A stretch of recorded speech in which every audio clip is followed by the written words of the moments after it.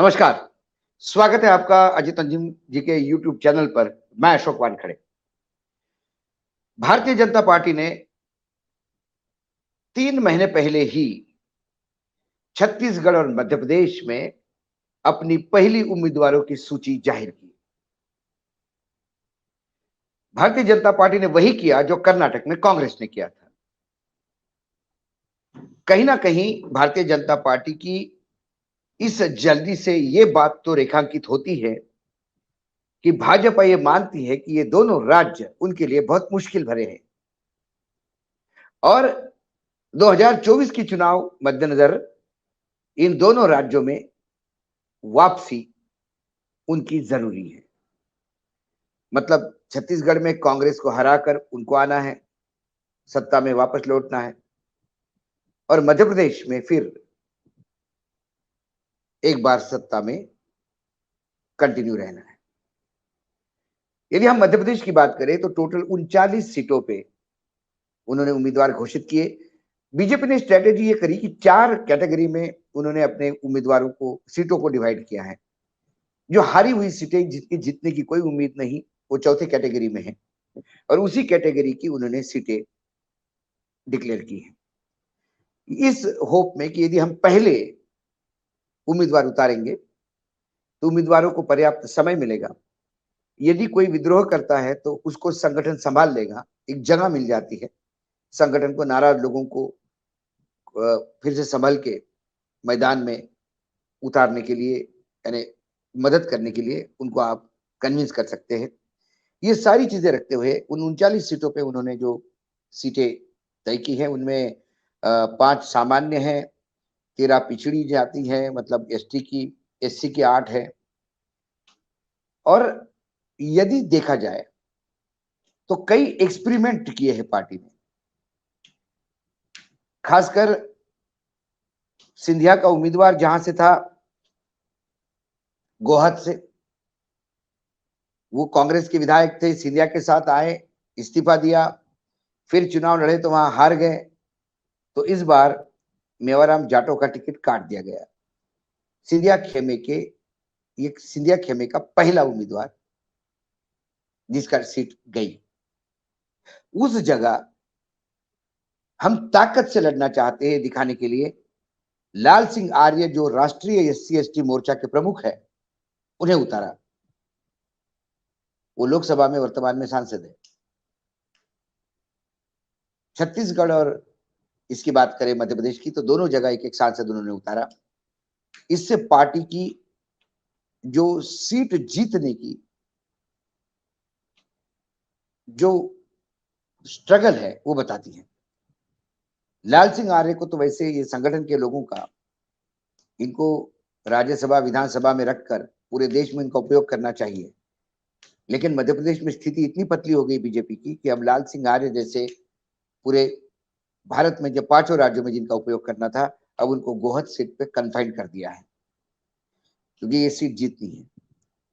अब ये कांग्रेस को दिखाना होगा कि ये सीट उनकी है। यदि उनके उम्मीदवार बीजेपी जाके लड़ते तो भी ये सीट कांग्रेस की होती है, तो क्या इस बार लाल सिंह आर्य को टक्कर दे पाएंगे? भोपाल, मध्य उत्तर में भी जो सीटें उतारी है, लेकिन मुझे लगता है कि वो एक एक्सपेरिमेंट है कि चलो एक बार प्रयास करके देखते हैं। लेकिन भोपाल से कोई खबर ऐसी कंफर्म नहीं आ रही है। लेकिन भाजपा ये मान के चलती है कि ये 39 सीटों में हमको हारना है और यदि हम ताकत से नए स्ट्रेटेजी के साथ, नई उम्मीदवारों के साथ यदि यहाँ लड़ते हैं तो कम से कम इसमें से 5-10 सीटें भी हम जीते तो हमारे लिए बोनस होगा, क्योंकि कई बार ये सीटें लगातार हारते आ रहे हैं। अब इन 39 में यदि हम देखें तो 12 नए चेहरे हैं, 14 पुराने चेहरे हैं। कुछ जगह बहुत पुराने लोग रिपीट हुए हैं, मतलब उस सीट में 20 साल पहले चुनाव लड़ा था, फिर उसको रिपीट किया है, इसलिए नया चेहरा भी नहीं मान सकते और पुराना चेहरा भी नहीं मान सकते। कुछ जगह जिताऊ उम्मीदवार के को ढूंढते हुए 75 साल के जगन्नाथ रघुवंशी को चंदेरी से उतारा है। उन्हें लगता है कि ये चुनाव शायद जीत जाएंगे। अभी तक हाशिए पे थे, लेकिन चंदेरी में शायद लोग उनको बहुत मानते हैं। तो 75 साल के वृद्ध को चुनाव में उतारा क्योंकि वो जिताऊ दिखते हैं, कम से कम बाकी जो लोग हैं उनके बीच में। चाचौड़ से प्रियंका मीना को उतारा गया है। प्रियंका मीना जी की खासियत यह है कि उनके पति आईआरएस ऑफिसर दिल्ली में, और उनके सत्ता पक्ष के पास अच्छे खासे कनेक्शन है, तो उनको दिया गया। महेश्वर में राजकुमार मेव को उतारा। ये राजकुमार मेव वही है कि जो पिछली बार उन्होंने विद्रोह किया था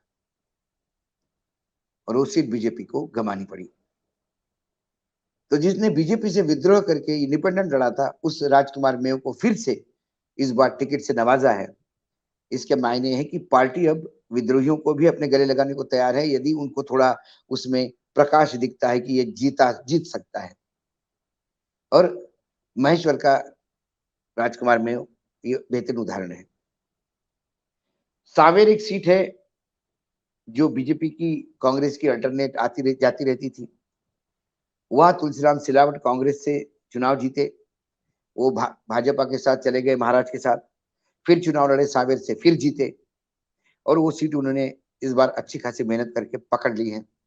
खासकर वहां पे ऐसे कई उनके सिपासालार हैं कि जो वो भले ही भोपाल या प्रदेश में बाकी जगह पे सिंधिया जी की बाकी सीटें संभालने में लगे, लेकिन सावेर में पूरी ताकत के साथ लोग लगे हैं। और इसी वजह से सावेर का जो पुराना चेहरा था राजेश सोनकर, जिसके संघ के साथ भी अच्छे संबंध हैं और दलितों में एक अच्छा चेहरा माना जाता है, प्रकाश सोनकर के भतीजे हैं, जो प्रकाश सोनकर सावेर से पहले चुनाव लड़ते थे और वो मंत्री भी रहे हैं, फॉरेस्ट मिनिस्टर रहते हुए उनकी मृत्यु हुई। ये राजेश सोनकर अब सोनकच्छ में उतरेंगे। सोनकच्छ में कमलनाथ के राइट हैंड चुनाव लड़ते हैं, वर्मा जी। तो कुल मिलाकर बीजेपी ने घेराबंदी की भी प्रयास किया है। सबसे पुराने लोग, एक खास एक सीट ऐसी है कि जहां पे तराना तराना में 20 साल पहले ताराचंद गोयल वहां एमएलए हुआ करते थे। सत्यनारायण जटिया के बड़े नजदीकी समझे जाते हैं। सत्यनारायण जटिया पार्लियामेंट्री बोर्ड में भी है। तो ये तराना सीट फिर से वापस जीतने के लिए 20 साल पहले के उम्मीदवार को पार्टी ने उतारा। इसका मतलब पार्टी को अब पुराने नए से कोई परहेज नहीं। पार्टी को हाशिए पे लगे हुए नेताओं को फिर बुला रहे हैं।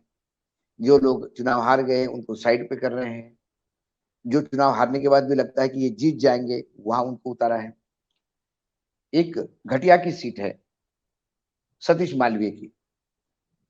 ये सतीश मालवीय सिटिंग एमएलए थे जब उनका टिकट कटा, क्योंकि कांग्रेस से एक सांसद प्रेमचंद गुड्डू ये बीजेपी में आए और उनके बेटे को ये सीट देने के लिए घटिया की सतीश मालवीय का टिकट काटा था।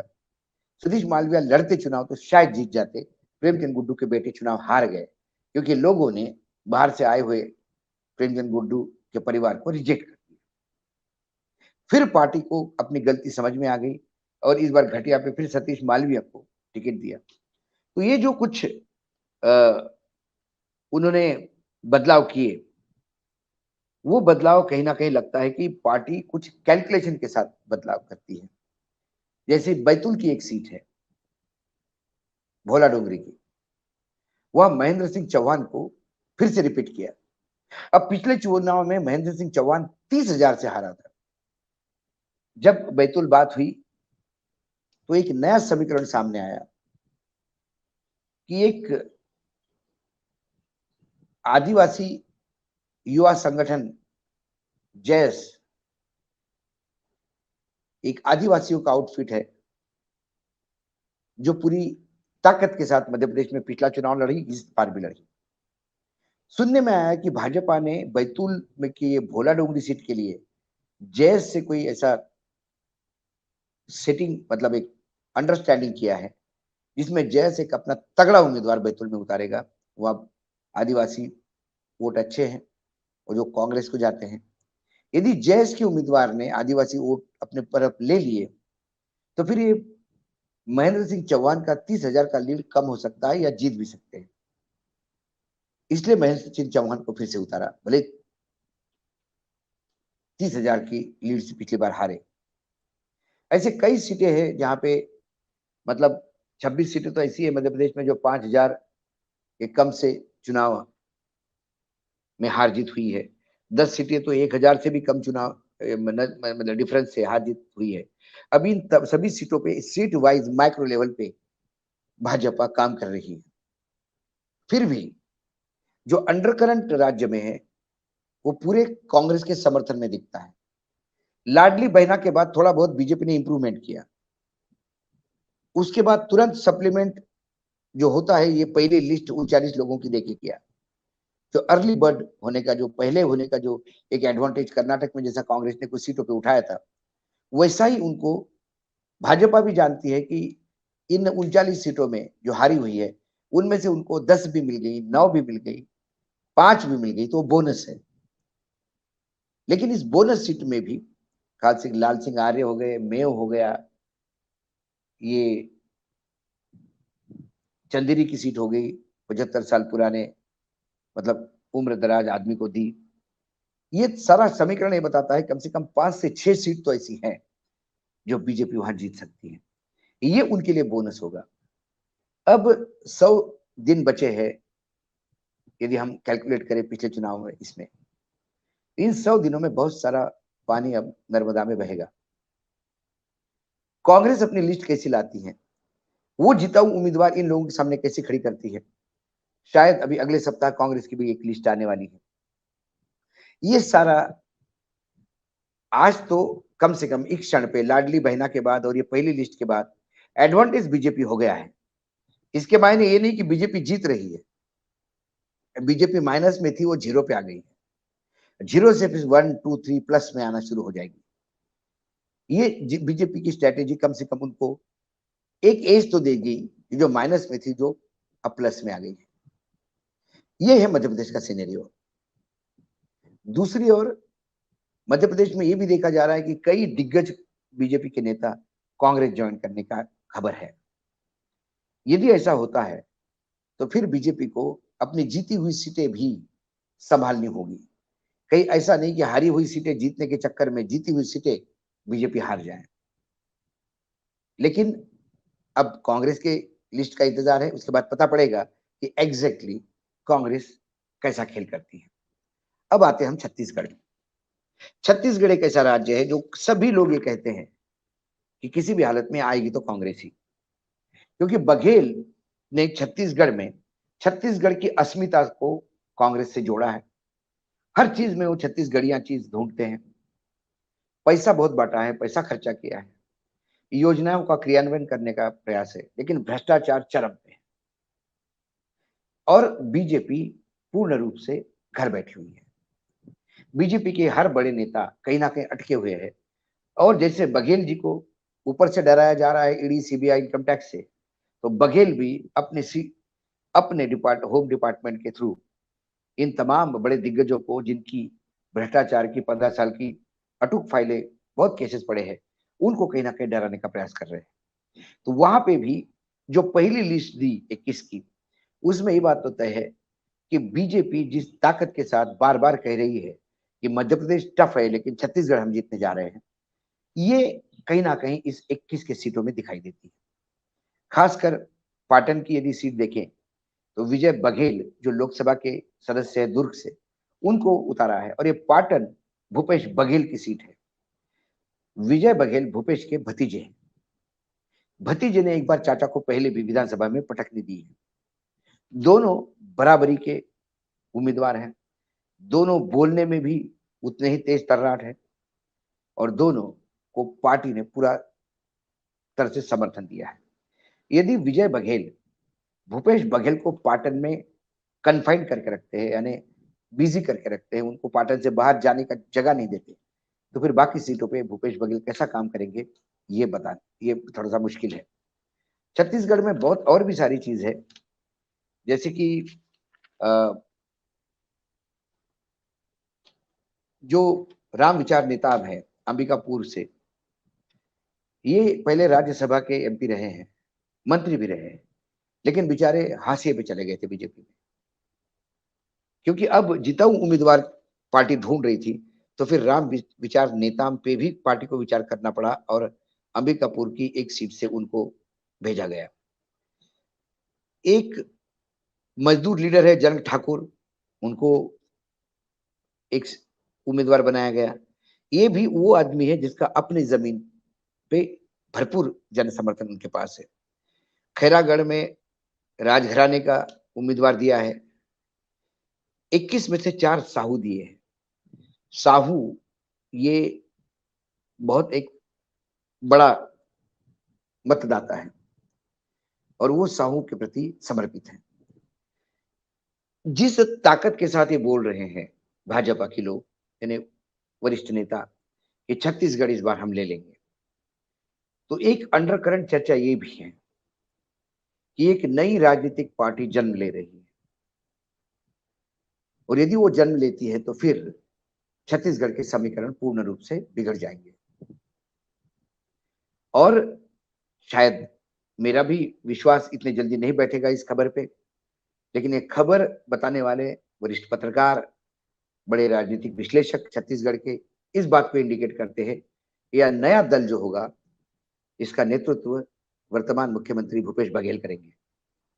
उसके पीछे राजनीति वो ये बताते हैं कि जैसा महाराष्ट्र में अजित पवार को तोड़ा गया, जैसा शिवसेना को तोड़ा गया ईडी और सीबीआई के चक्कर में, भूपेश बघेल के खिलाफ जो शराब को लेके और बाकी कोयले घोटाले को लेके, शराब घोटाले को लेके जो जांचें चल रही थी, वो जांचें अब थोड़ी शिथिल हो गई हैं। एजेंसियां अब थोड़ी सी चुप सी हो गई हैं। लोगों को जमानत भी मिल रही है, एजेंसियां अपोज भी नहीं कर रही हैं। तो कहीं 11th आवर पे कोई ऐसा तो विस्फोट नहीं होगा, क्योंकि भूपेश बघेल के पास पैसे की भयानक ताकत है। वो एक मजबूत कुर्मी नेता है, छत्तीसगढ़ के जनमानस पे व्याप्त है।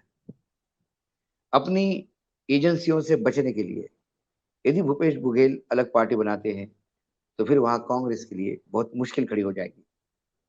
फिर वो त्रिकोणा संघर्ष होगा, हंग विधानसभा होगी, फिर आपस में गठबंधन होंगे, सरकारें बनेगी।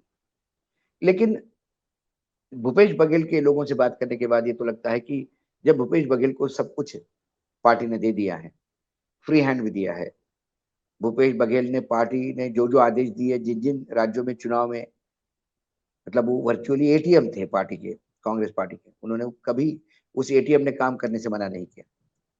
ऐसे में भूपेश बघेल के जहां थोड़ा सा विद्रोह था सिंहदेव साहब का, वो भी उप मुख्यमंत्री बना के कमजोर कर दिया है। बाकी एजेंसियों से वो लड़ ही रहे हैं। यदि थर्ड पार्टी नहीं आई तो फिर कांग्रेस को सत्ता में वापस आना है। हो सकता है कि बीजेपी की कुछ सीटें बढ़े, क्योंकि बीजेपी ने जिस ताकत के साथ पहली लिस्ट दी, ये लिस्ट हारी हुई सीटों की थी, लेकिन एक नई उम्मीद के साथ सीटें दी। और जो केंद्रीय नेतृत्व जिस विश्वास के साथ बोलता है, एक होता है कि बोलने के लिए बोलना और एक विश्वास के साथ बोलना, छत्तीसगढ़ में जो चीजों को रेखांकित कर रहे हैं। एक खबर और भी है छत्तीसगढ़ को लेके कि बीजेपी के पास यदि ऐसा कोई नेता नहीं जिसके कुछ फाइलें नहीं है, सब डर के अंदर घर बैठे हैं, ऐसे में क्या महाराष्ट्र के गवर्नर भैंस साहब, उनको उतारा जा सकता है? वो एक ऐसे बीजेपी के नेता है कि उनका भ्रष्टाचार के मामले में पूर्ण रूप से क्लीन कैरेक्टर है। वो लोगों के बीच में बहुत, उनके संबंध भी व्यक्तिगत है और एक बहुत ही सज्जन नेता के रूप में वो जाने जाते हैं। लेकिन अब यदि उतारना होता तो पार्टी को यही समय है कि उनको उतारे। पार्टी यदि और लेट करेगी तो फिर उनको उतारने के बाद भी पार्टी के पास वो चेहरा नहीं होगा जिसे हम कह सकते कि बहुत ईमानदार चेहरा है। क्योंकि 15 साल के शासन में रमन सिंह के सभी ने भ्रष्टाचार के गंगा में हाथ धो लिए, इसीलिए वो भी कहीं ना कहीं बघेल से डरते हैं। बघेल अपने भ्रष्टाचार के चलते केंद्र से डरते हैं। तो ये डरे हुए माहौल में वर्तमान में तो कांग्रेस क्लीन स्वीप करती हुई दिखाई देती है, लेकिन जो चर्चाएं हो रही है वो कई चीजों को पे प्रश्न चिन्ह लगाती है। आज इतना ही, कल फिर आऊंगा किसी विश्लेषण के साथ। तब तक के लिए नमस्कार। देखते रहिएगा अजित अंजुम जी का यूट्यूब चैनल।